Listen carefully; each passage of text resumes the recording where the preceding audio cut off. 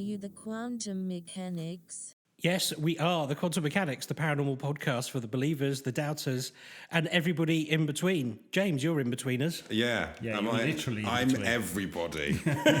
Today I'm representing everybody. I'm every podcast. You're going to get us a copyright strike. Forget that. I don't think he is. I don't think that's recognisable, even to AI. There's some nervous laughter because we are in a place we have never been to before. It's the weirdest building I've ever been in. It's really strange. It is an antique centre and a pub. Yeah, that's not a normal combination, is it? No. Normally it's a podiatrist and and an ale house, isn't it? Yes, That's how it goes. That's the normal combo. Well, we should probably tell people what it's called, right? It's the Swan at Tetsworth. Yes. We were told by our medium, Trudy, who's with us today. She's wondering about this. She's with us in spirit. No, she's literally with us and looking for spirits, wandering around this place. We've got a walkie-talkie, so if we get interrupted, it will be Trudy, who hopefully has found a ghost, and we'll go either running towards her or running in the other direction, whichever we feel. Yeah, in a sort of living TV way, we've got Trudy, we've got Nicola, and regular friend of the show, Tim. They're wandering around with various recording devices, and the sort of the alarms will go off if they capture anything. Hopefully, they won't get possessed like Derek Akora. Oh God, yeah, no, hopefully, yeah. Well, we're here. With lies. We're here partly because Trudy said this was one of the most haunted places she'd ever visited. And we thought, well, that's good enough reason to go here. And then when we arrived, we were greeted in the car park by the daughter of the guy who owns this place. And she literally gave us the keys and said, it's after dark, you're on your own. I don't go in there after dark because it's too scary. And the lovely person directing all of the video stuff here just heard a creak and saw a light turn on and off in the room next door to us. Yeah, so it starts. But just because we're for the believers and the doubters and everyone in between, we haven't investigated as whether they're automatic lights. We don't know that yet. We will have to come back on that. Well, should we have a little bit of a history of this place? Yeah. I've been doing a little bit of research. So this amazing venue is a restaurant, as Ben said, a bar and an antique centre. What a dream combination. Yeah, it's a triple threat. You get drunk, then you go and bid for some antiques, get home and go, what the hell have I bought? It's a proper auction house as well. Auction house, yeah.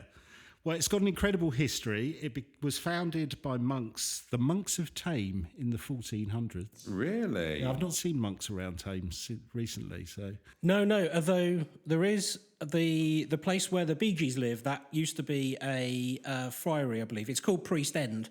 And I believe that it was a friary. Yeah. Do you know this? I think it was a friary. I don't know. I just imagine it was... The Bee Gees weren't monks. They were dissolved. No. In the...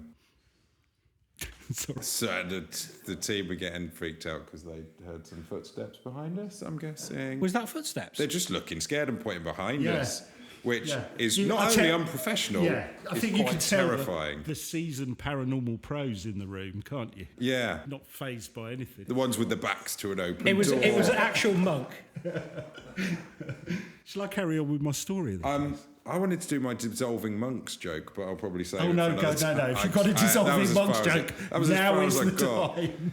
It was when King Henry dissolved the monasteries, and I think that makes it sound a lot... sugarcoats what was probably quite a brutal series of massacres and building smashing downs, but they were just dissolved. Like an Alka-Seltzer. Yes. On New Year's Day. Plink, plink, fizz, no more monks. Yeah, but he took the lids off, didn't he? The roofs. Right. Yeah. Oh, that's not. That's not a ghost. That's Tim.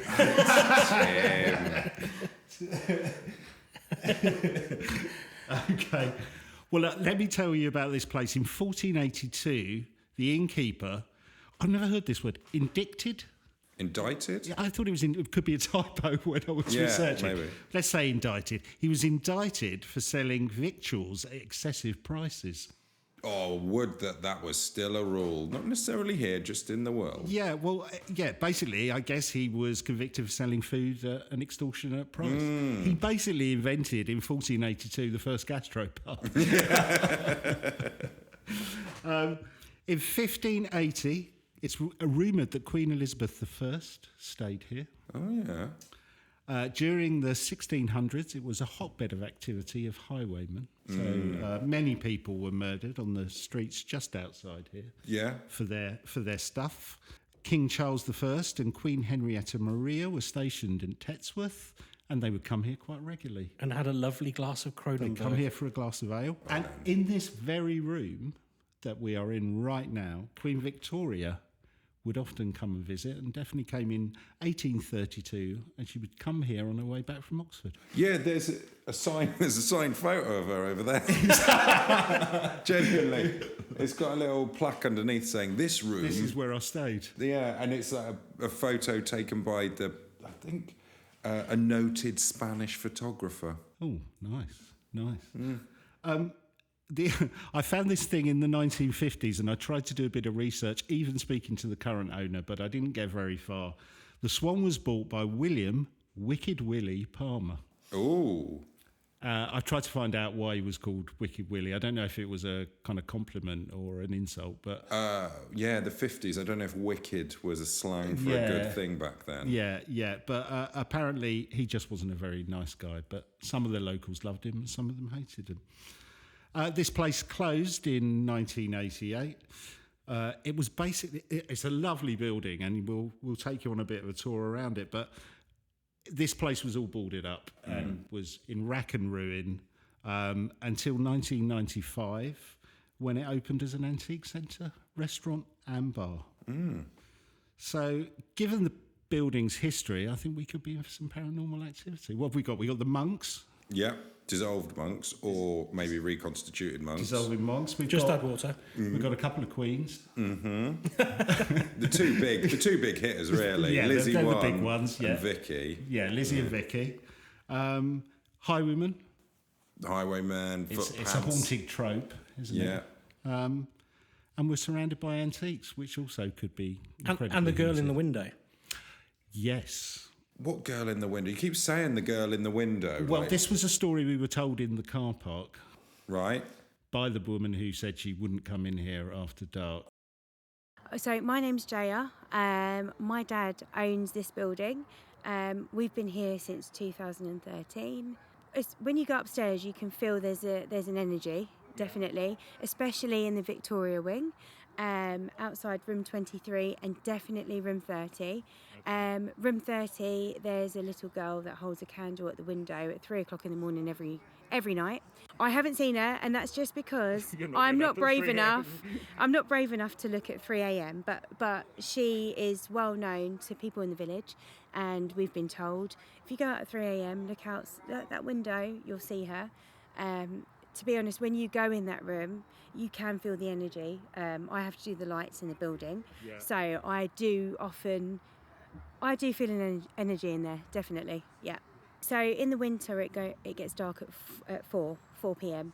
And I don't like doing the lights just because it is freaky up there. You can feel a really strong energy. It almost feels like someone's following you down the stairs. Hence why I don't like doing it. I always send someone else to do the lights just because of that. Yeah. Like I said, with the little girl with a candle in room 30, that's only from the hearsay in the village, and that's people that have lived here all their life that have told me that. She said every night, but I find that hard to believe. But apparently, it's not this room. It's the room that is the opposite side of this room. If you look in here at 3 a.m, you can see a ghostly girl apparently carrying a candle. Jeez Louise. For how long? Yeah, I didn't get that much detail. It was at that point I thought I might get back in the car. Yeah. To be honest. Yeah. My car's also in that dark car park. I'm not looking forward to going back to it now. Well, we have Trudy, Tim and Nikki who are patrolling the place as we speak, looking out for haunted action. We're going to tell some spooky tales, and if anything happens. But I think we're going to have a good night.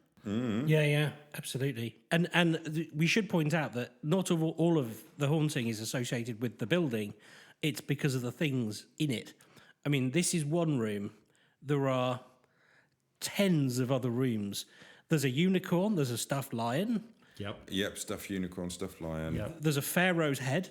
A real pharaoh's head. Yeah, I thought that was a joke when it arrived. The guy said, "Do you want to see the the pharaoh's head. Is it an actual pharaoh's head? It's a head. It's an actual human head. Well, I don't know if you noticed though, Ben. Not only is there a head in that box, but there's also a foot. What? Yeah, I didn't notice the foot. yeah, there is a foot. Yeah, I imagine the head draws the eye.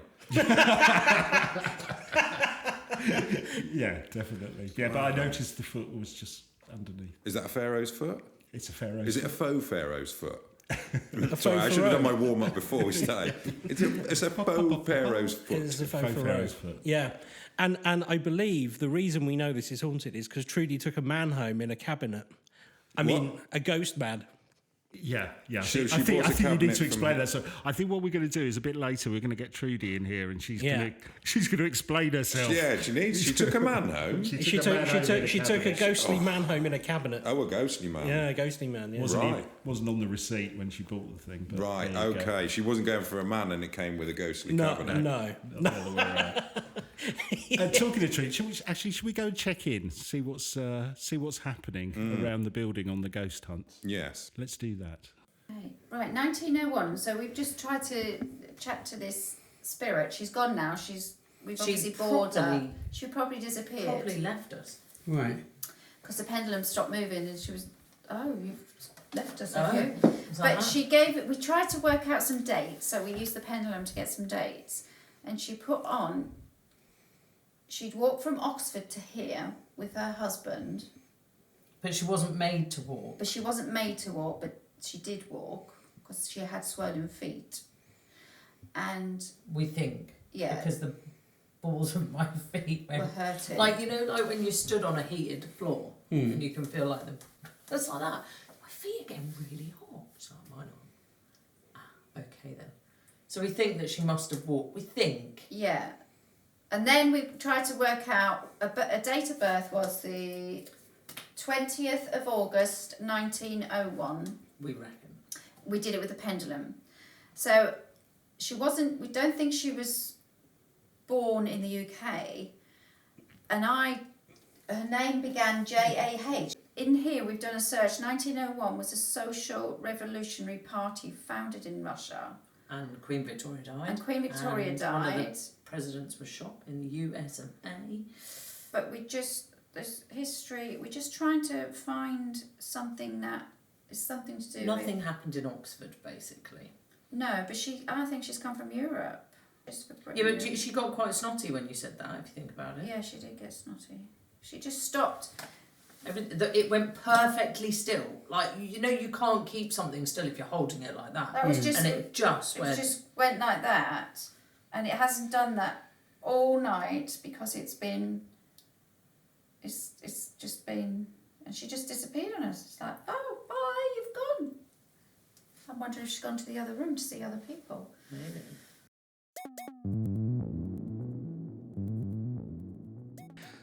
So you, James, often come along on the show and bring us stories we have never heard of before. Yes. And they're normally from a dusty tome. And I believe you have another dusty tome derived tale. Absolutely. This is from Ghosts of Cornwall. Didn't they turn that into a successful miniseries on ITV? Ghosts of Cornwall? Yes. I don't know. This is by Peter Underwood. No, I think on telly it was called Minder. Oh no, you're right, it wasn't. Yes, Peter Underwood. Now he's a famous ghost hunter. He is the president, or was the president of the Ghost Club Society. He passed away in 2015, I think. Oh, okay.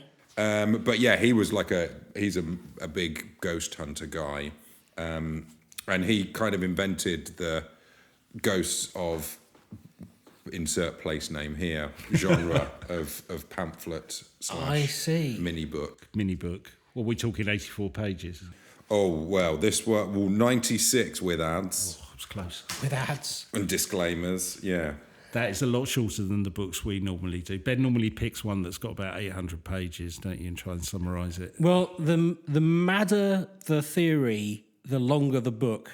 So if you want to write a book about how aliens are hiding in the rings of Saturn, you've got to do a good 500 pages. Right, you really got to get You've really into got to go for it. how, yeah. why, Yes. how to spot them, Yes. and what they do Yeah, on like their days off. recipes. Whereas the Ghost of Cornwall you can cover in 94 pages. Well, that's the thing. He's very efficient. As you'll notice, there's one glaring. Well, it's not really a what's the word for something that's missing? Omission. Yeah, there's one glaring omission. There's like one little sort of side track of the story that he absolutely does not go into. But I mean, I think I'm selling the story a little bit too short. We start. Oh, shall I tell you the name of the story first? Let's do that. Yeah. This is The Spanish Chest of Morwenstow. Ooh, that sounds really good. Yeah. So hang on, Morwenstow is a place, not a person. Morwenstow is a place So it's in not a lady Cornwall? with a Spanish accent. in Cornwall. Yes. How did you know? Oh, yeah. And this does involve, well, not necessarily a specific ghost, but definitely a vibe. A real bad vibe. And it's a haunted antique, right? It is antique. Yeah, the chest is men who have come over with the Armada. Ah. And as the Armada didn't make it, I don't really understand how it got here. Maybe it sort of Floated. floated off a sunken ship, and So we begin. It's the past. Got it. 2 sisters went to stay with some friends, and they arrived very late, and they didn't unpack their trunks. We're in the age of trunks. Right. As in chests. Right. Not swimming. Neither swimwear. swimming nor Okay. elephant. Right. And so they just popped their trunks down on this long, low chest. A chest decorated with dismembered heads and headless bodies. Not real ones. No, just engravings. Oh, of. okay. Good, right. good Engravings. point. Very good point, actually. Thanks for that. That's the sort of scientific rigour we need for these investigations. Professional. This was the Spanish chest. And the girls went to sleep, and when they awoke, the chest was opening. The lid of the chest was opening, even though there was no one doing it, and their 2 trunks, unpacked, were on top of it. And they looked inside that chest, and what they saw terrified them so much, they were struck deaf. Deaf. Yeah. Deaf. Yeah, it's incongruous. You'd think blind. Okay. But they were struck deaf. Well, it's good. Yeah, so they could explain what they saw. No, they never explained for the rest of their lives. They never revealed what horrors Made them were go within deaf. the Spanish chest. It's like Pulp Fiction. It is like Pulp Fiction, except it's 2 women from the Victorian age who at no point shoot anyone. But don't Probably worry, didn't swear. Don't worry, gun fans. There are guns in this story. Look, this is a regular thing. Every time we do a Victorian ghost story, and somebody claims to see something, and then they're so overcome with They don't whatever. want to talk about it. Well, and then they die. They just die. There was that story. They just simply die. What these pesky people from the past? Yeah. Well, there was that guy, I keep talking about it, the one that had his clothing stuck on the fork in the mausoleum. And he, so basically his friends played a joke on him because he took a fork into a mausoleum claiming he was going to spend the night there. And he got his clothing stuck on it and he thought it was a hand reaching out for him. And it terrified him so much, he died. He simply died. He simply died. In a mall. Wait, how do we know? Who was the witness? Well, I don't want to come over all were they real heads stuck on a chest. no. I think it was the other gentleman in the club that bet him. Okay. It was a club bet. Okay, fair enough. Right, so the women never revealed what was in the chest. They were deaf from that day forth. Right. And they communicated to each other and other people by the means of a handwritten note. Right. And it's sort of like a very old version of WhatsApp, if you can imagine such a thing. Yeah. They would only communicate because that was the only way they could. This chest ended up in a shop in, hold on, Tetsworth. in near Stanbury Manor, because that's where it ultimately ends up. But it's in a shop near Stanbury Manor. Yeah. And wherever it's put, paintings fall off the walls in its immediate vicinity. And then a Mr. and Mrs. Lee of Stanbury Manor decide to buy the chest. Sounds like a football club. They decide to buy the chest, knowing its reputation that things around it fall off. Where do you think Mr. Lee decided to put the chest? In his gallery. No. Oh. What? It's worse than that, sir. In his armoury. That's the place where you put your clumsy chest, right? Yeah, that can make things fall off the wall. Yeah. A slight aside before you go. Again, one of the other stories I had about this place when I was in the car park is the woman said to me, as soon as you booked this place and said you were coming here to do the podcast, since then, she said pictures have been falling off the wall. Really? Yeah. Throwing themselves off. Yeah, so it's weird you got that in your story. Yeah. Throwing or... Yes, let's not have the throwing, falling argument again. Yeah, all right then, fair enough. Yeah. So they get this chest, they stick it in their armoury. Yes. But we're talking guns here. Yeah, well, the very next morning, 6 guns had fallen off the wall. Loaded? I don't know. They were like, the wires hadn't snapped or anything. The hooks were all fine. They were they were on the wall when they went to bed and put the haunted chest in there. When they came down the next day, the guns were on the ground. So they moved it into their bedroom. Well done. Of course, the next safest place. So you're going to sleep with this thing? So to speak, yes. Yeah. He means sleep in the vicinity of, just for the scientific rigour. Sure.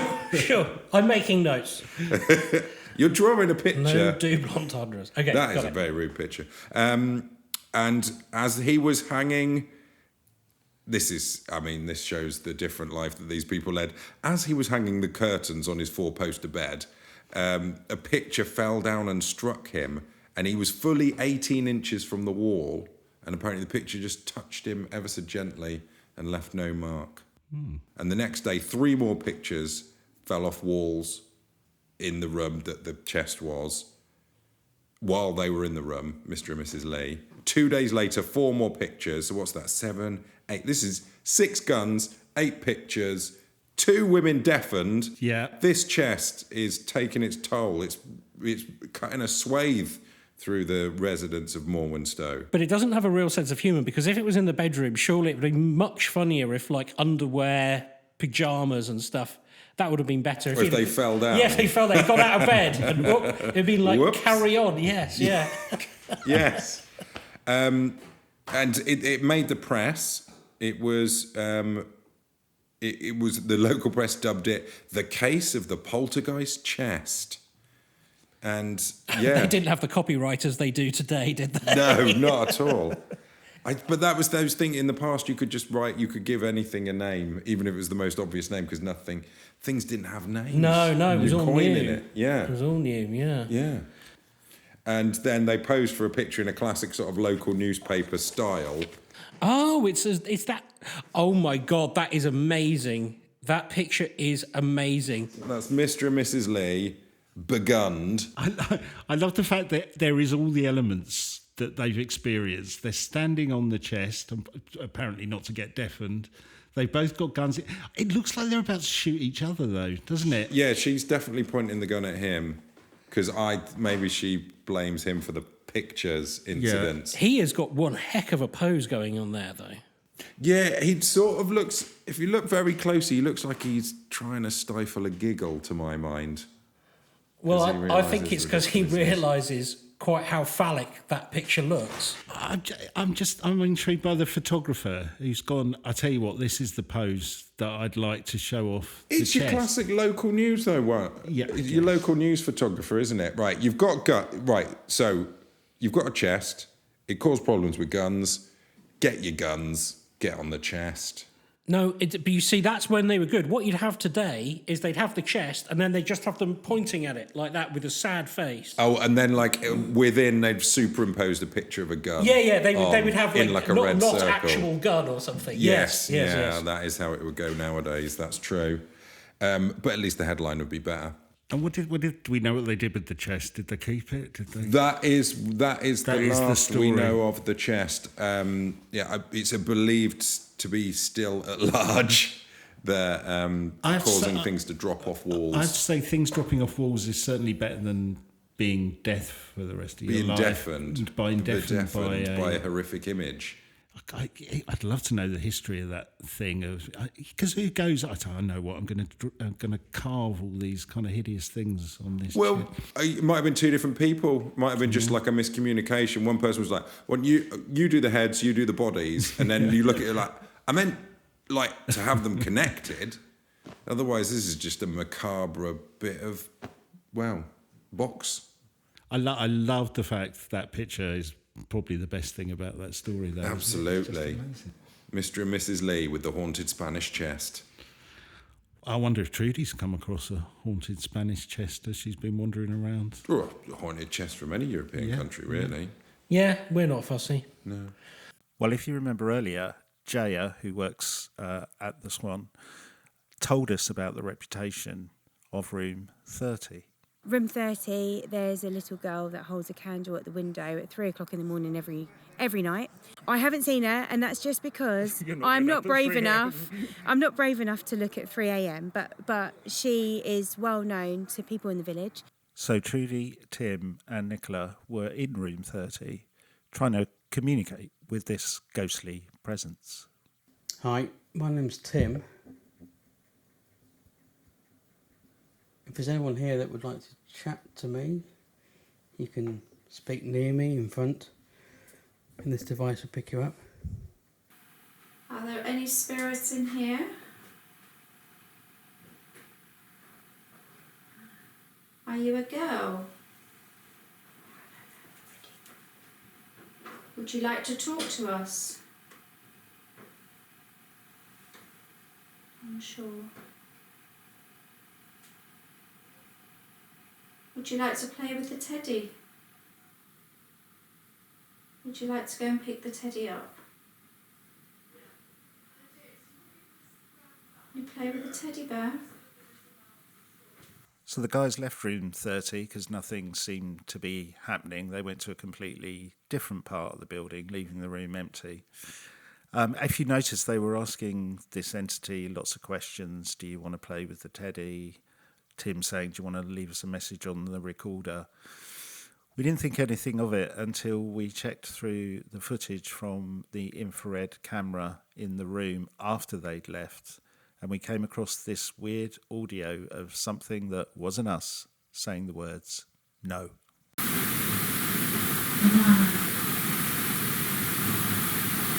If there's anyone here that would like to chat to me, you can speak near me in front, and this device will pick you up. Would you like to play with the teddy?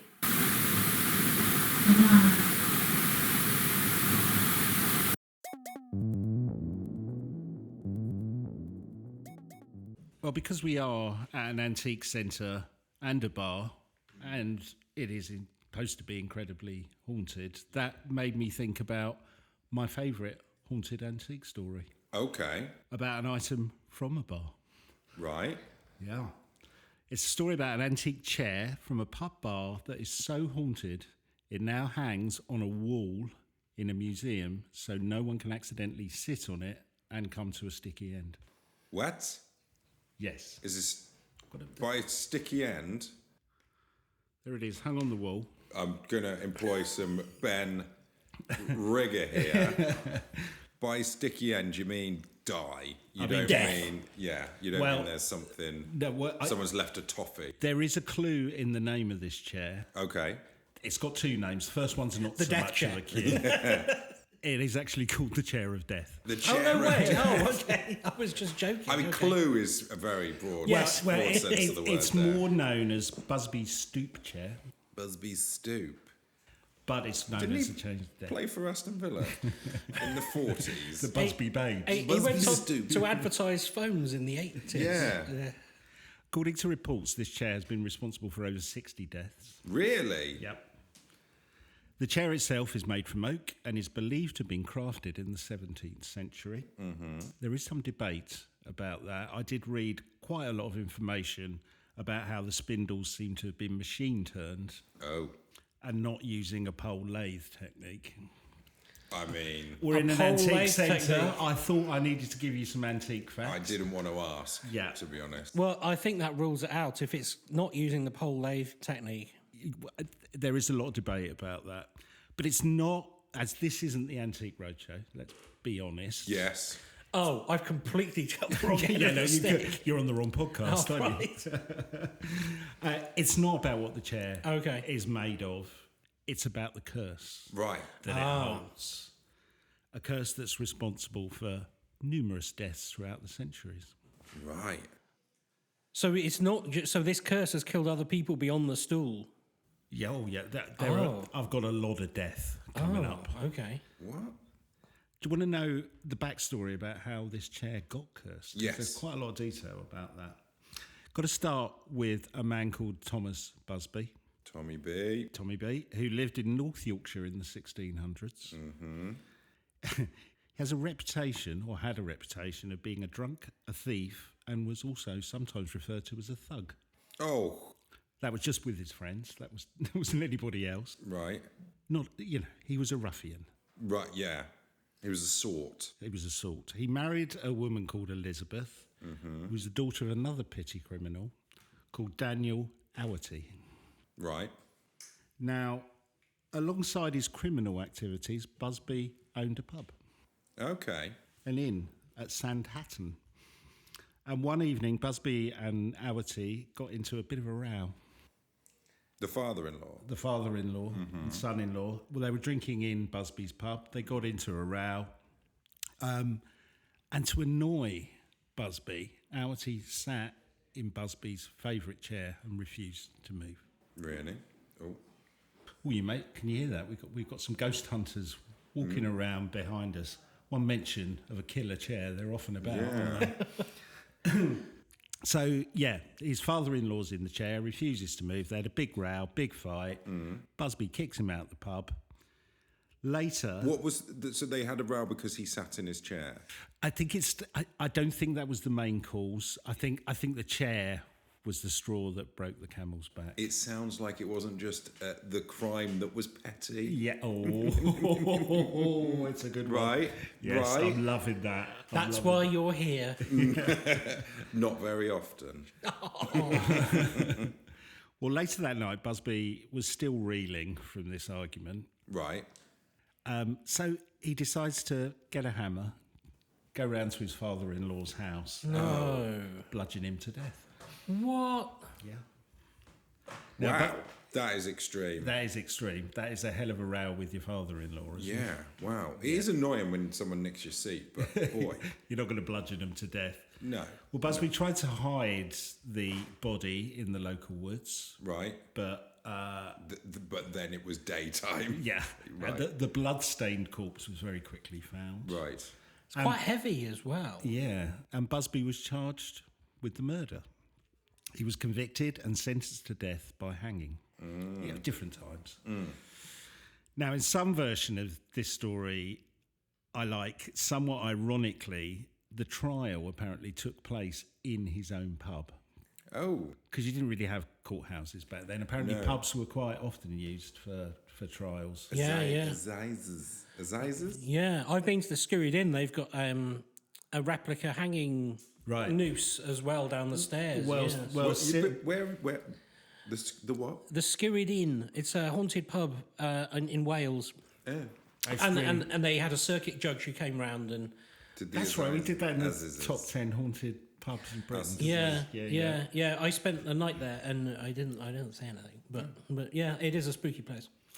Well, in similar to that, so yes, not only was the trial happened in the pub, I think a bit like that inn, he was hanged from a tree just outside the pub as well, his own pub, almost in sight of the chair that was responsible for his downfall. Was he gibbeted there?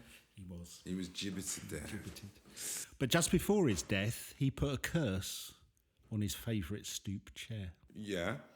shouting that anyone who would sit in the chair would die. To be fair, that's not necessarily a curse. That is That is fact, isn't it? You could say that about almost anything. Oh, I see. Yes, existentially, yes. Yes, Yeah. I see. From a philosophical point of view, do you It's think not- it wasn't a curse at all? He was just being philosophical. He was just being really pedantic. Unless they turned into a pub for lobsters, because lobsters are immortal if you don't eat them. What? Yeah. What? Yeah. Lobsters are immortal. What? Is it? It's just a fact. Since when? Not last week. I mean, Since forever, I'm guessing. Since forever, but they don't live forever because they get diseases and things eat them. Not So least if they us. didn't die, they'd be immortal. No. If they were disease free, they'd be immortal. Yeah, all right. That's like No. But if they hadn't got hit by a bus that time, that lobsters have the ability to live forever. If they don't get ill or get killed. But if they didn't get a virus, it's not like they get cancer and die. They just if no lobster has died of old age. That's right. Right. It's not a factor. It's not a factor. But misadventure has definitely happened. All I'm saying is, if you put seafood on Busby's stoop, Well, I mean, this is the next. I need to bring this Next story back. test. Don't I? From a philosophical point of view, Right. if someone is hanged in a forest and nobody is there, If someone hides the bloodied corpse of their father-in-law in the forest, do they get? yeah, hung they're going to from a get. tree? It's going to get found by a dog walker. I've made that worse. Let's get back to the story. Right. Yes. So I get what you mean. He's cursing the chair. Cursing the chair. He's Now, not being now pedantic. there are two versions of where he cursed the chair. One was just before he was hanged, like immediately before. The second version I prefer because it's interesting. Before he was hanged, he asked for a last wish. Oh, To have one more pint in his pub, sitting in his favourite chair. right. So he does that, has his drink, stands up, curses the chair. Anyone who sits in it from now on will die a terrible death. That's Better? yeah. That's bad. It sounds like the other one was It's cut less short ambiguous. by the hanging. Less ambiguous. Now, at least a couple of decades went by, and this curse seemed a bit kind of hollow. Nothing really happened until People were sitting in it. People were sitting in it. There wasn't a lot happening until a chimney sweep used the chair to kind of step up to get inside the chimney. Yeah. When he got to the top and was on the roof, he slipped and fell to his death. Now, one of the earliest recorded deaths connected to the chair involved two friends who were drunk at the pub. They dared each other to sit in the chair, as you would. Drunk, go on, you go. On leaving the pub, one of the men was so drunk he fell asleep in the road. Oh, dear. We've all been there. Well, oh dear. The next morning, his dead body was found hanging from a tree Hanging from Hanging? a tree. close to where Busby had been hanged. but hang on, but he fell asleep, so he didn't get run over, He was last seen asleep in the road. and then he hung. The next morning, he was found hanging from a tree Gee. near where Busby was hanged. Now, you can imagine this really got the curse going. Yeah. You had all the elements there, Yeah. right? Now, there is an interesting thing for the skeptics, though, out there, because it's said that the dead man's friend, many years later on his deathbed, confessed that it was him who had murdered his friend to steal his money and that he'd used Busby's curse to deflect attention. Oh, how very Scooby-Doo. Clever. Scooby-Doo or Jonathan Creek, I was thinking. Yeah, that's Did Jonathan Creek murder his friend? Scooby-Doo. Did Scooby-Doo murder his friend? Scooby-Doo murdered Jonathan Creek. Oh. Everybody knows that. Yeah. and Scrappy-Doo helped him get away with it. Really? Yeah, that's why everyone hates Scrappy-Doo. Yeah. But Scrappy-Doo's immortal if he doesn't die. I just checked that fact, by the way. Yeah. I was wrong. What is it? Oh, did you really? What? What lobsters do die? It's a common myth. That lobsters are immortal? Yeah. It's not that common. Most people think about it. I'd started typing "our lobsters" and it came up immortal on Immortal on brackets, Google. no. It's not true. So we've had this whole sidebar about lobsters for no I'm reason. ashamed. Immortality. Right, let's return Yeah. to Busby's stoop death chair. Yes. So what, we've got a chimney sweep, we've got a road sleeper. Yeah, we've got the friend who could have just used it may it as have an been avoided. excuse. Yeah.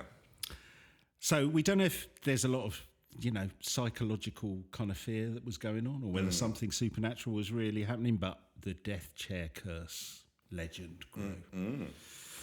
So drinkers would challenge each other in the pub to sit in the chair, and it's said that many of them befell a terrible fate. Yikes. It ramped up again, the legends, during the Second World War. There was a number of RAF crews who would challenge each other to sit in the chair. Anyone that did seemed to die within a few missions and never came back. People in the RAF died Yeah. in the war. Yeah, I knew you were going to go but there. I'm guessing there was a correlation between the chair people sitters. Exactly. Now, hearing of the curse in 1967 and the RAF connection, a pair of pilots decided to test the legend of the chair themselves. And on the way home from the pub, their car collided with a tree and they were both killed. Oh, no. It seems though the chair could result in death, the owners and the landlords of the pub, well, they kind of saw the commercial potential. Yeah. And the pub As was long as not everyone sits in the chair, because then you're kind of wiping out your customer base. You are. I did have this vision of, do you go in there and someone says, you can't sit in there, it's cursed by death. And then, what about sitting there? It's like, you can't sit there either. It's bloody uncomfortable. That's Martin's. that's He's just gone to the loo. Just got to the loo. He'll be back. He's got some peanuts. Now, the pub was, to cash in on all this, the pub was renamed Busby's Stoop Inn. And they made the chair, obviously, the centrepiece of the pub, so lots of people came. However, one landlord, I think it was after the incident with the RAF pilots, he decided that caution was needed. So he removed the chair from the bar and stored it in the basement so no one else could be affected by the curse. Right. Nice man, I think, doing that. Things were quiet for a few years, but the antiques chair's killing spree wasn't over. Oh, no. One day a builder was working in the basement, unaware of the legend. He decided to have some lunch, sat in the chair.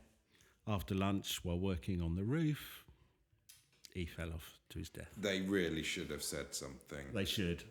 Others encountered... I know what they could have done. Popped a little Pritt stick on it. Don't sit. Post-it. Popped a little Post-it on it. Busby's chair, do not sit. You'll die. Yeah. You think there would have to be some warning, wouldn't there? A spike. Other people who came across the chair in the basement also had a similar fate.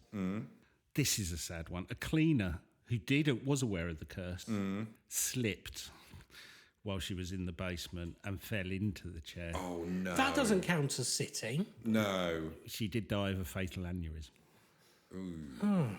Yeah.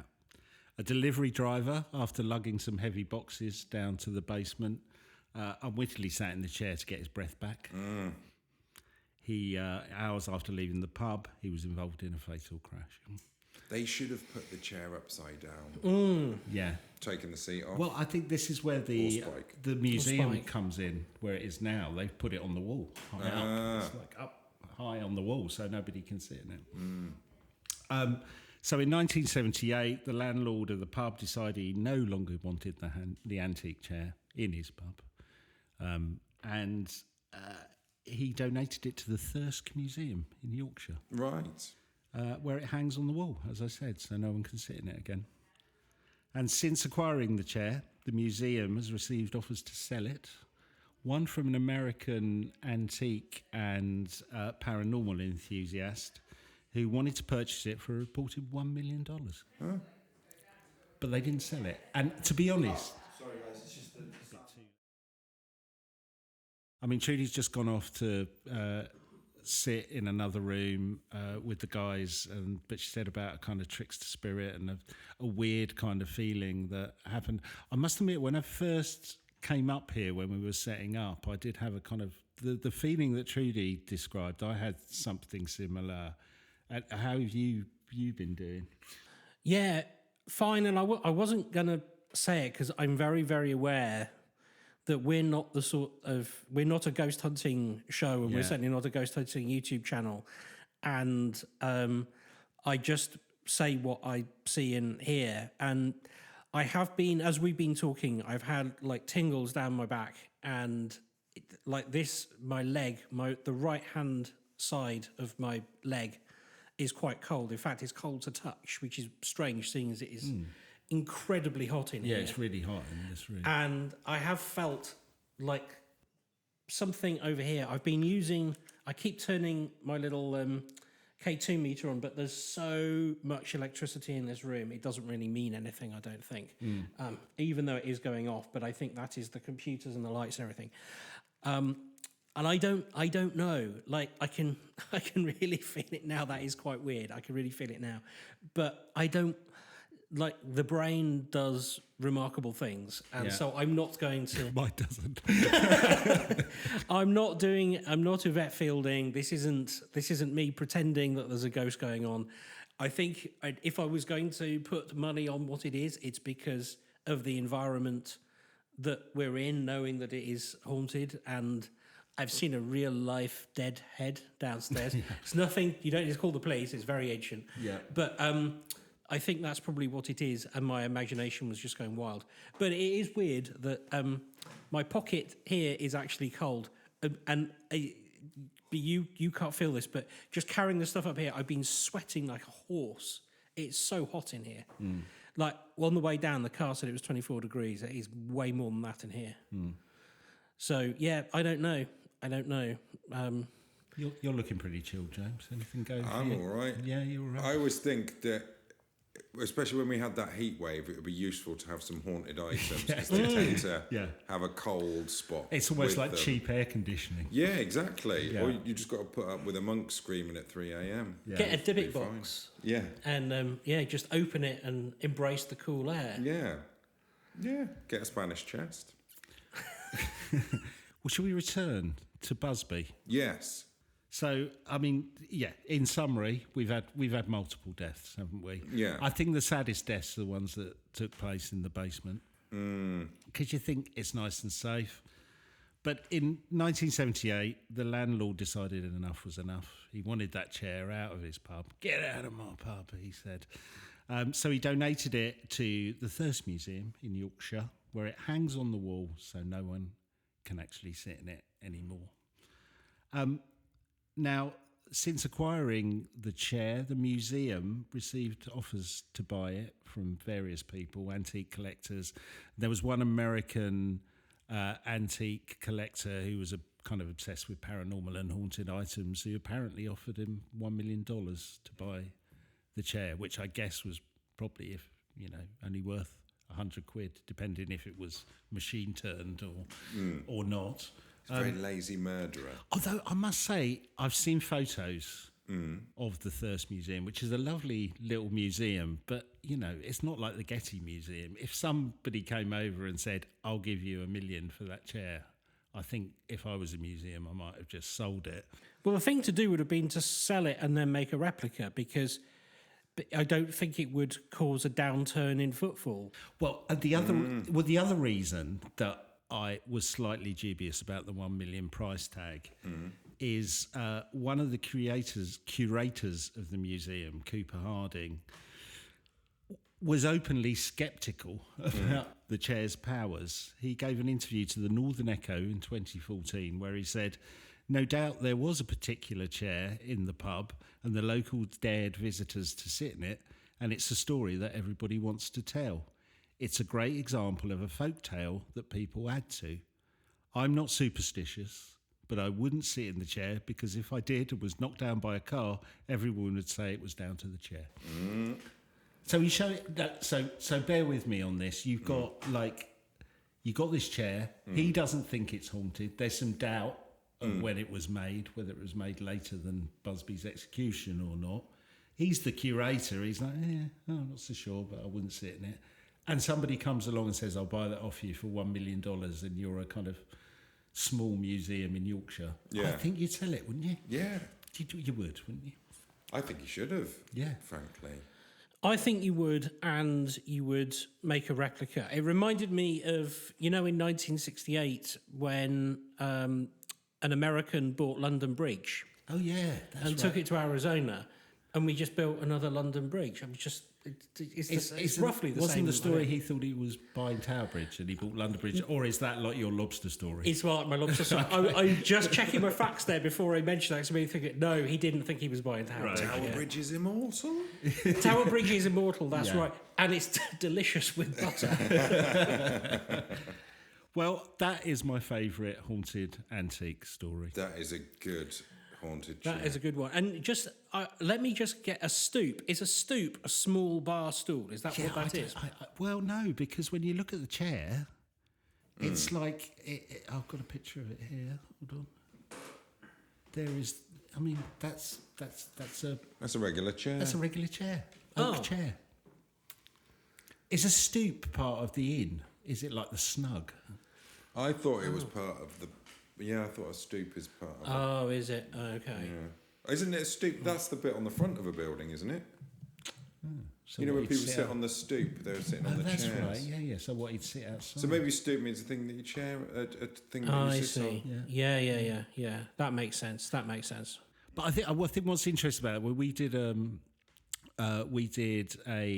podcast where we talked about fake. Well, we were assuming they're fake, kind of Annabelle-style haunted dolls that you can buy off eBay. Mm-hmm. People say, I've got this haunted doll, and then, it's like a couple of $100.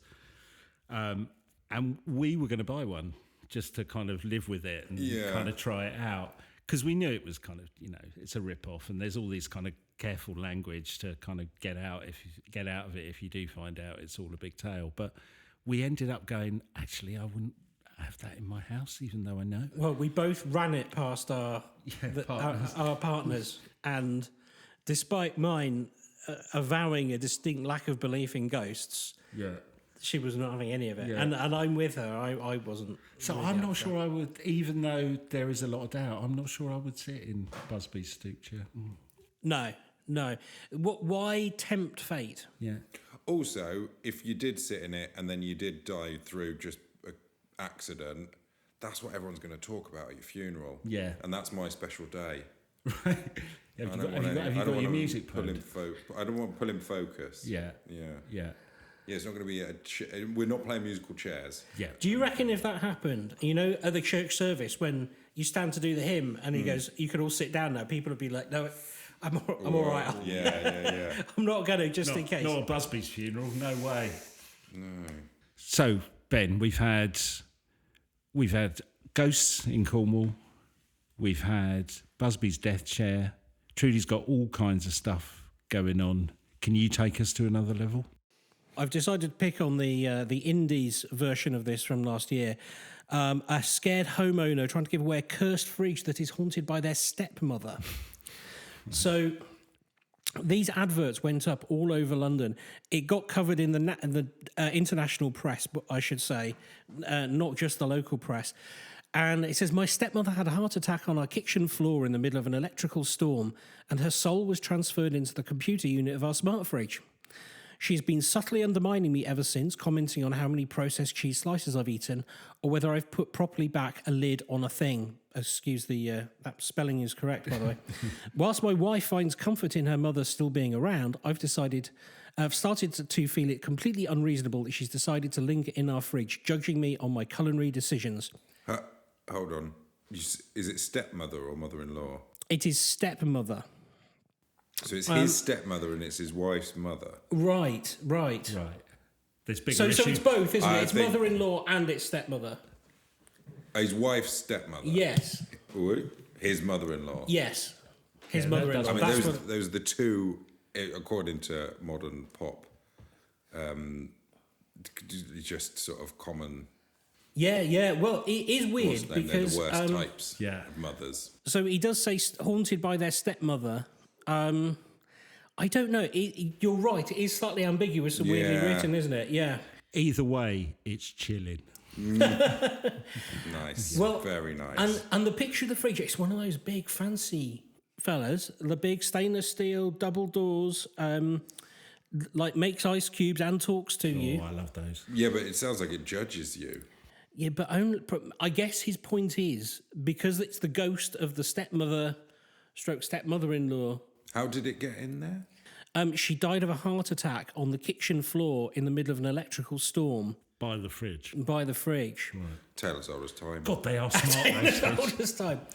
Now, I thought that this would... there's like that Sir Michael guy who puts up these weird posters in London. And Oh, yeah. I thought it was one of those, but I haven't been able to find out whether this is... It's been picked up, though, by the press. It's right? been picked up, and you would think that it was like a stand-up comics way of getting in there, but I haven't been able to find any evidence of who did it. I think it probably obviously is a joke, but, obviously. How much is it? It's free. Oh, It was free. Yes. that's not bad. And there's contact numbers. That's the thing. Free to collect a cursed fridge. I want to know how the exorcism works. Is it the power of smeg commands you? Well, you just have That's to... not holy water. you have to fill it with very disagreeable food. And the holy water would freeze. Yeah. That's true. Yeah. Can you get a holy ice cube? That sounds very Monty Python. The holy ice cube of Glenfiddich or something. You Yeah. could do them in kind of cross shape, couldn't you? You know those shapes. Yeah, like a yeah. Why haven't they? Oh, there you go. Yeah. There you go. We got Crucifixes some merch coming. in the made out of frozen holy water. Yeah. Have it. The church. Yeah. I think I've got this mic too close to me. I keep hitting it. But I thought that was quite weird that it's like a modern thing, because we don't think of modern things really being cursed. Not in that way, not technology in such a way. People have claimed their computers have been filled with a spirit. We spoke about that before. Yeah, people who claim a lot of things about their computers getting filled up. They with stuff. do. But what we do have, what we've replaced sort of curses with, is, I guess, superstitions and weird superstitions. Yeah. And I got obsessed with this next one. Do you remember when you first started smoking? It usually happens when you first start smoking. You take one cigarette out and turn it upside down. Oh, and yeah, put I've it seen back in people the do that. Yeah, packet. yeah. The lucky cig. The lucky cig. And that apparently comes from the Second World War, because if you get to smoke that last one, then you've sort of outlived your average time in the trenches. That's the... Is one pack of cigs? Well, that was kind of... That was the thing. Wowzers. Yeah. Wow. Yeah, that probably makes sense. But now, this next one, did you ever hear the thing about white lighters being unlucky? No. And the curse of the white lighters? So I did, and when I was at school, you never bought a white lighter and you never used a white lighter. Uh-oh. And I found this really interesting, dated from, just last year, October last year, an investigation into the bizarre myth of why we fear white lighters. And there's this, like, as it says, the author says, there's this notion that white lighters are supremely unlucky, and it's a superstition that has managed to thrive amongst smokers of all kinds. Even today, it is not uncommon to encounter smokers who not only won't purchase white lighters, but won't use them to light things, even if they belong to somebody else. Now, I'm familiar with that because I have done that. Right. Some people don't even like being in the same room as when one is being used. I know, but how did all this start? So, the most common story behind this myth is actually tied up with another urban legend. Have we come across the 27 Club? Do you know what that is? Oh, yes. Yeah. So the idea... Is that the place in Disneyland where you can drink? No. So members are... So we've got Amy Winehouse, Kurt Cobain... Is it that thing? Jim Morrison. Jim Morrison. Joplin. Janis Joplin, Jimi Hendrix. Yeah, so basically all died at the age of 27. That's right. And a number of superstitions revolve around the 27 Club, one of which being that all of those musicians, as well as being a later addition to the club, Kurt Cobain had a white lighter on him when he died. And the fact that the legend then goes on to say, so did all the other people. They didn't. Right. So I looked it up on... I think it was probably the heroin and the guns had more to do with it than the lighter. Yeah. Well, Snopes published a brilliant article on this because it turns out that disposable lighters largely didn't exist at the time of Hendrix, Joplin and Morrison's deaths. Whilst they weren't unheard of, the lighter legend is most associated with the white Bic lighter, which wasn't released until 1973. So it couldn't have derived from the 27 Club. Another, more banal origin of the myth goes back to the early days of Bic lighters, and they only came in two colours, white and black, and that the white versions were more clearly the white versions more clearly showed evidence of illicit use. So when marijuana smokers would use white lighters to pack down their bowls, the lighter would get stained with the ash and the resin, and the cops would then use that to bust them. So you're more likely to get busted if you're using a white lighter. That's right. And thus the white lighters became bad luck. Now, the problem with that theory is that Bic lighters have come in more than two colours, even in their early days. Even a yellow version, which closely resembled the colours of the company's logo, as seen, when you got that little logo of it being lit, that yellow one, that was one of the first colours to be put out. So there was no such thing as just the black or white lighter. Right. So those ones you buy when you went on this French school trip with cannabis leaves on, they'd be a dead giveaway, wouldn't they? Yeah. Now, so when you start really analysing this, it becomes, the reason I wanted to talk about it is it becomes a symptom of modern folklore. So this idea that the white lighter is unlucky is a perfect illustration of how folklore moves through a population. Somebody at some point decided that was going to be the case for a reason of some sort. Right. And then everybody else picked up on it, but they didn't know why. And then they started associating not necessarily a curse, but an unlucky with it. And then because this smoking is such a ritualized behavior, there's a psychologist here who says because of this ritualized behavior, it's very easy to add into the human consciousness another element to it. So you kind of go, well, I must turn the cigarette upside down, I mustn't use a white lighter, and I always have a cigarette and my coffee at 8:05 in the morning. And all of that comes together. And it's a brilliant illustration of how the human brain works. So things that seem to be cursed and unlucky, sometimes they're self-fulfilling prophecies because you just believe them. And so where there is an element of a ritualized or regular behavior around it, it becomes much easier to remember, and then it becomes a real thing. So it made me, the reason I got onto this, because I knew you were going to talk about the seat in the pub. Well, he always sat down in the seat in the pub. And so it's very easy to say, oh, well, that thing is cursed because you always sit down on a seat in the pub and you sit and you drink and it's cursed. I'm not saying that is, that explains the whole thing, but I like that psychological idea that you can make something cursed and not even know why it's cursed or who did it or what will happen to you. It's reminded of similar psychology, isn't it? So we were talking about somebody offering like $1 million for the chair, which is probably worth $100, but somehow the kind of legend around it, adds a six-figure sum to it, I mean, I was looking at some of the catalogue of the antiques that they've sold here.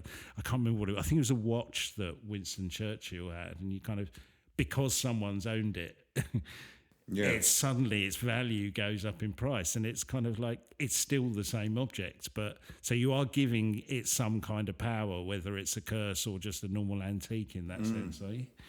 Yeah. Well, there's another. So the psychologist who's talking about the lighters, he goes on to say, and I think this is probably more US focused, but white panel vans without commercial markings on, people tend to make grim jokes about serial killers around them. And he said that there's this idea, in his words, he says it's a reminder that the ordinary, the innocuous, and the unremarkable can be conduits of vectors of harm. So a white van, a white lighter, a chest covered in disembodied heads, a stoop from a man who was hung. These are all just everyday objects. Yeah.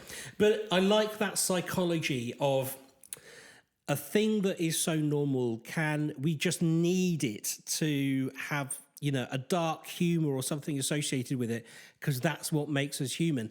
And in evolutionary terms, it actually serves a good purpose. Because if one person sees their uncle eaten by a crocodile at a particular part in a river, you start saying, well, we mustn't, that part of the river is unlucky. And the story of the crocodile is lost. But the idea that you mustn't go to that part of the river carries through the population and saves somebody else from being eaten by a crocodile. So that's sort of how it works in human psychology. Are you saying we're going to have a spate of cursed fridges? I thought you were going to say we're going to have a spate of crocodile eatings. Yeah. Well, I mean... Or both. There have been sightings of crocodiles, haven't there? There's the Thames crocodile. Is there? Yes, but no one... Oh, isn't there one in Bristol as well? There is one in Bristol. So I think I think the Bristol one is more recent. There was some... After, you remember the whale that was a real whale that came up the Thames? After that, somebody said they'd seen a crocodile and everyone went... There's no crocodiles in there, obviously. Then the Bristol one, I think there was the equivalent of people almost going out with pitchforks to go and find the thing. Yeah, yeah. And that, again, people will now kind of like this conversation. They'll go, was it real? Maybe I shouldn't walk into the river in Bristol because there's a crocodile in there. It's the same kind of thing. So I wonder how many of the objects around here, because some of them look very spooky, and you just associate in your mind. We've seen all the films and everything, and you just go, well, obviously there's going to be a ghost in there, and some of them just look spooky. You and I, we'll get a picture of it and either put it in the show notes or in the film. There's the most remarkable Santa Claus, like, I don't even know how to describe it. It's a sculpture. 2 foot long, isn't it? Yeah. It's like your sort of your shepherdess, your China shepherdess, Nicky Nacky Noo. Yeah. It's that, but it's 2 foot long. Santa on his sleigh, 3 reindeers, 4 reindeers. 4 reindeer, I think. Real leather. There's a story there. Stuff. How much was it? £1,599. Down from 3,000, so you're basically making money. Wow. Okay. And Santa's spooky enough anyway, and an anagram of Satan. He is. Yeah. But when I looked at that, I was like, I wouldn't want to take that home in the back of my car late at night because he's going to come alive and it's going to be the Krampus. You wouldn't take him home in your white van, would you? No, with a white lighter. Yeah. So I just think, like, as we look around and sort of take in all of these weird and wonderful things, let's just remember that some of that is probably, some of the fear and the trepidation is probably down to our very peculiar monkey brains. Yeah. And some of it is because Satan really does hide in whatever that weird thing in the next room is with the stitched on face. Satan or Santa? Well, either. Okay. Either. He knows if you're sleeping. He knows if you've been bad or good. Yeah, so be good for goodness sake. That's quite creepy, isn't it, when you say it like that? Yes.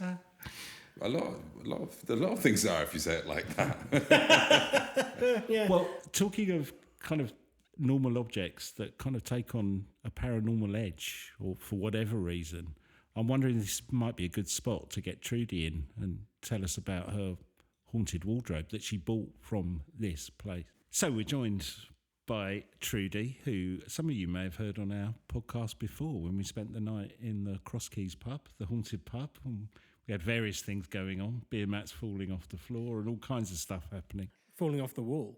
Falling off the wall, I should say, yeah. And it was your pub that we started recording this podcast in before we got locked down, before we knew what COVID was. Yep.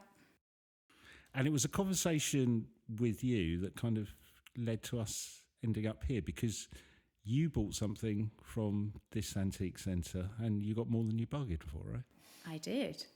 I came here for a little look around and found a lovely cabinet. I went away, thought about it. I thought, if I'm meant to have it, I'll get it at some point. I went again 2 days later and it was still there.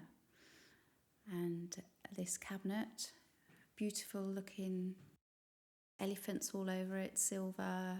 I thought it'd be ideal to put my joss sticks and my tarot cards and all my, stuff like It sounds that in it. with the elephants, Yeah, right? yeah. So took it home, and it was great. It's fantastic. And then as I was meditating where the cabinet is, there's something, I felt something come out of the cabinet. Like there was a noise, and it just startled me, and I shot up. And then it was like, I looked around and I just thought, oh, that's strange. That came from the cabinet. An actual noise, not one that you just felt. Yeah, a real noise. It was like, so that's my book. So it was like that. Right. But at the time, there was nothing in the cabinet. I'd only got it home, and it had only been like 2 days, so I hadn't filled the cabinet up yet. And in my head, I just thought, oh, that came from the cabinet. Just left it at that. Then the next day, when I was meditating again, I literally felt I knew there was something with the cabinet. I felt a presence of a male. And that's when I contacted the antique centre, and I said, oh, I need to... I've actually been told, but from this mail, I've been told to contact you. I didn't know these people. When I contacted you, I said, can we have a meeting? I said, I don't know what it's about. And they said, oh, yeah, we'll meet you. Because at this end, at the antique centre, Tom was told to just go meet me and just meet up as well. So both of us had to meet. So he came to my place at the pub, and we met there. And I did say to him, I said, I don't know why I'm here. I said, but I've brought something back with me in the cabinet. Right. And then I'd asked him, I said, was it a male who owned the cabinet? And he said yes. And I said, and then just conversations from there went. But I did, since then, I have cleared the cabinet, sent the presents back to where it was, which is here in the building. So it's come back here. That's good. And what did you need the meeting for? What was the reason? I don't know. So, to be honest, maybe it was all about this. It was all about connecting like this. Because, no, that's interesting. Yeah. Sounds almost fate. Yes, it was. So it turns out that Tom is very open to all of this type of work, and also interested, and he sees things. He has got he's taken some photos of some things that he's seen. He's had experiences. Here, in this location. Anywhere he's been, definitely here, yes. I think that'll be another programme.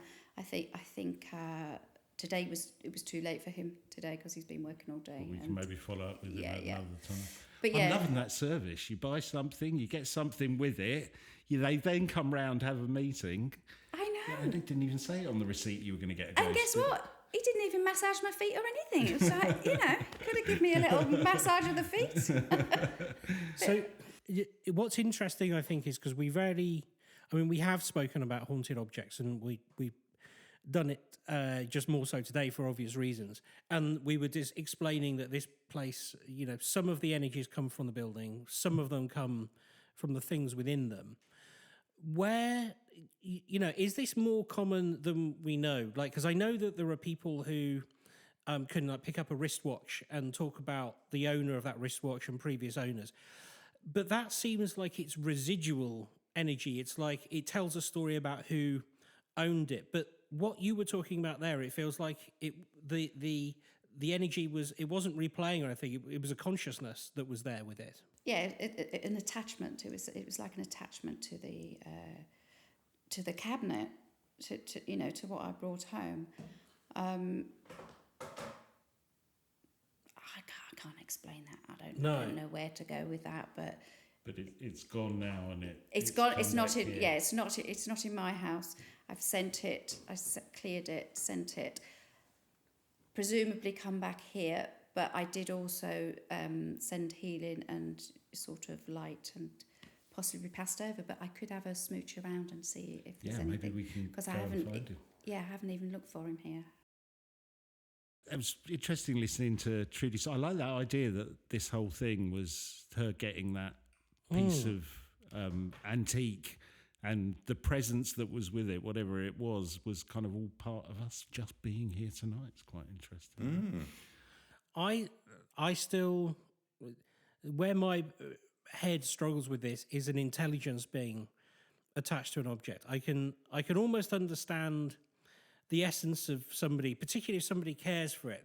I was reading a very interesting piece about, and I know, bear with me, cars. People who love their cars, they last longer because there's an essence, and the essence of the car understands that it's appreciated and takes on a bit of the owner. Now, that all sounds woo and weird, and I get it, but it sort of makes sense. I've got objects that I really love, and I could imagine in a different way that somebody could say, oh, well, I can understand this person really loved that object and I can tell something about them.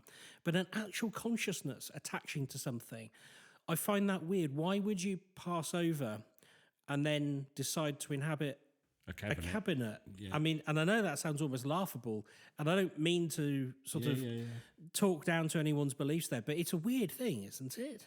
Yeah, I guess. Yeah. I don't know.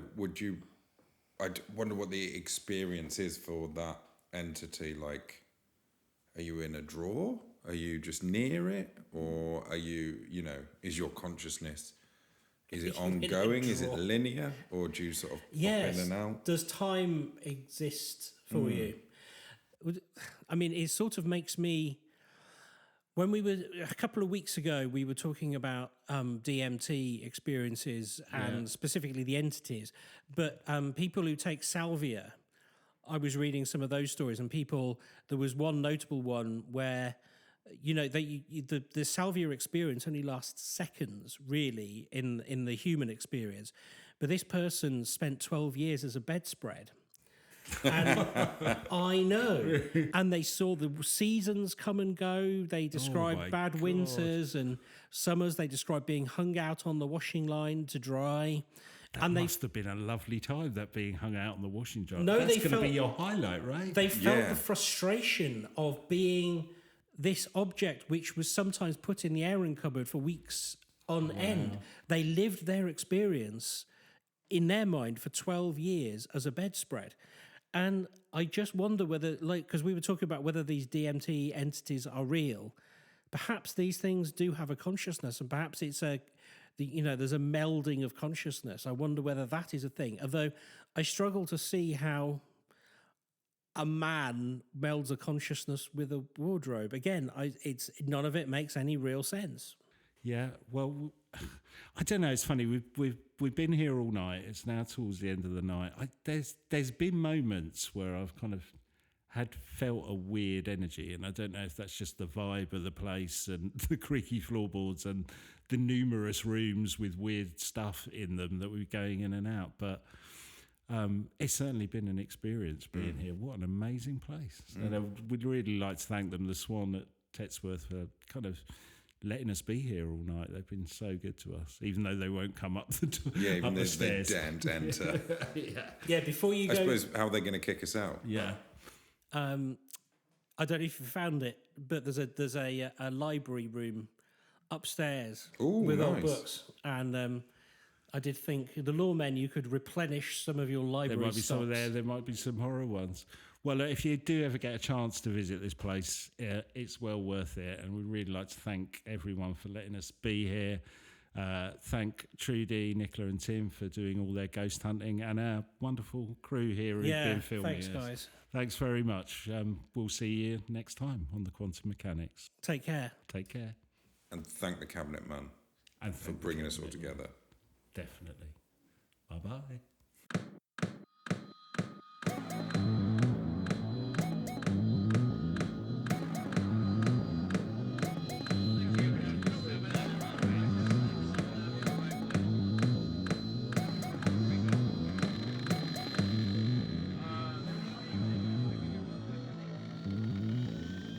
Are you the quantum mechanic?